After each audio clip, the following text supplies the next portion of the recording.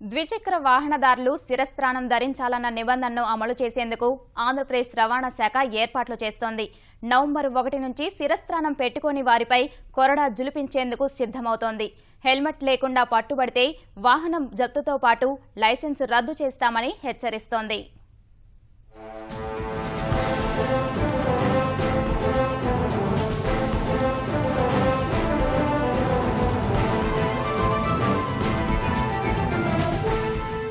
Road ప్రమాదాల్లో ప్రాణ నష్టాన్ని తగ్గించేందుకు రవాణా శాఖ పటిష్ట చర్యలు చేపడుతోంది. ద్విచక్ర వాహనదారుల ప్రాణ రక్షణ కోసం శిరస్త్రాణం తప్పనిసరి చేసింది.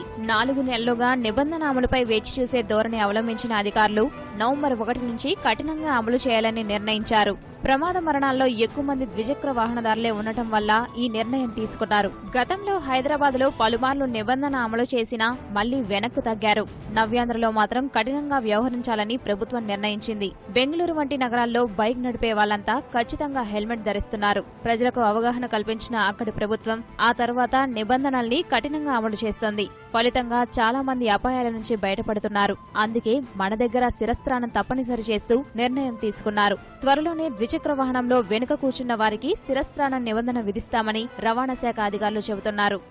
నవంబర్ 1 నుంచి హెల్మెట్ గన వాడకపోతే వారి మీద 100 రూపాయలు జరిమానా విధిస్తాం మొదటి తప్పులో.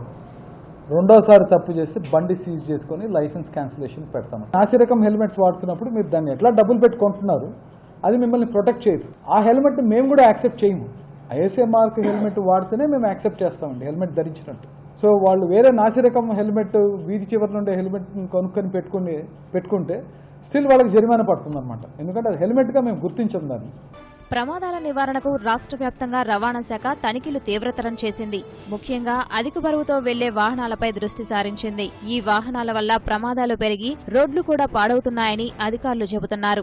అందుకే నిబంధనలు కఠినంగా అమలు చేయాలని నిర్ణయించారు. ఇక వాహన యజమానులకు మెరుగైన సేవలందించేందుకు ఏజెంట్ల వ్యవస్థను నిర్మూలించేందుకు వచ్చే జనవరి 1 నుంచి రవాణా శాఖ సేవలన్నింటినీ ఆన్లైన్లో చేస్తున్నట్లు అధికారులు ప్రకటించారు. ట్రాన్స్పోర్టర్స్ పర్మిట్స్ గురించని, రెన్యూవల్స్ గురించని, క్వార్టర్లీ ట్యాక్సెస్ కట్టడం గురించి కానీ, లైసెన్స్ రెన్యూవల్స్, వీటిలో అన్నింటిలో కూడా మా ఆఫీస్ చుట్టూ తిరుగుతూ ఉన్నారు.